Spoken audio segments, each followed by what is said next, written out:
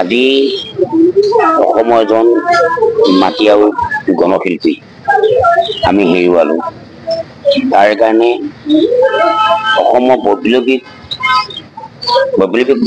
এজন শিল্পী, এই শিল্পী আকস্মিক মৃত্যু হোৱাত অসমৰ ৰাইজৰ কাৰণে এটা অপূৰণীয় ক্ষতি হৈছে।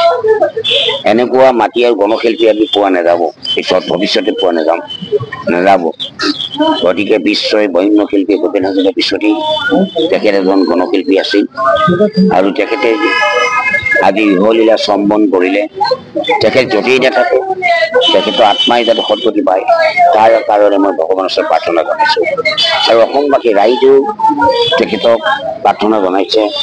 বিভিন্ন জাতি জনগোষ্ঠীৰ বিভিন্ন পন্থাসমূহ আহি তেখেতক স্মৰণ কৰিছে আৰু তেখেতৰ ওচৰত পুষ্পাঞ্জলি দিছে যে তেখেতৰ আত্মাক সদ্গতি পাব। তেখেতে সেইটো নিশ্চয় আগভাগ লৈছিলে, তাৰ কাৰণে আহোঁতে তেওঁ আজি মৃত্যুবৰণ কৰিবলৈ হ'লে। গতিকে আমাৰ স্থানীয় MLA আৰু মন্ত্ৰী আছে, তেখেতসকলে এই পৰৱৰ্তী কথাটো আমি আলোচনা কৰিম।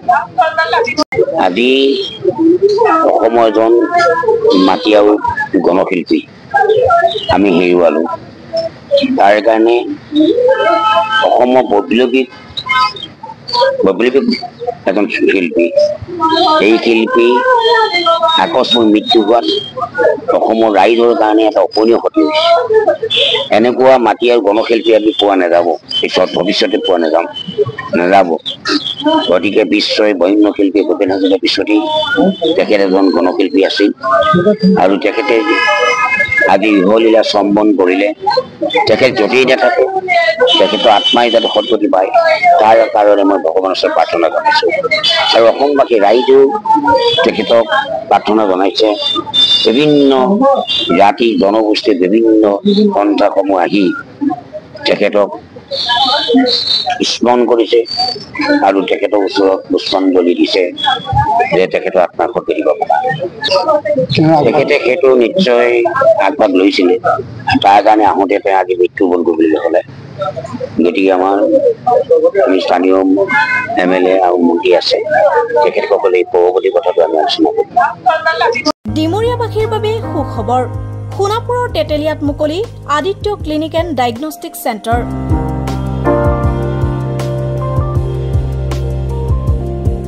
য'ত ৰোগীৰ বাবে উপলব্ধ pharmacy, digital X ray, super speciality OPD clinic, day care centre, ECG 2D echo, endoscopy, Holter study, ultrasound 2D 3D, PFT, TMT, EEG।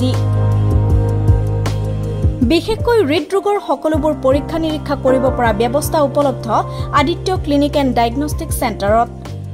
উপলব্ধ উন্নতমানৰ মেচিন। দৈনিক 8 বজাৰ পৰা সন্ধিয়া 5 বজালৈ অভিজ্ঞ চিকিৎসকে প্ৰদান কৰিব চিকিৎসা সেৱা। উপস্থিত থাকিব বিভিন্ন গুৰুত্বপূৰ্ণ বিভাগৰ চিকিৎসক যেনে মেডিচিন, চাৰ্জাৰী, গাইনী, শিশুৰোগ বিভাগ আৰু অন্যান্য।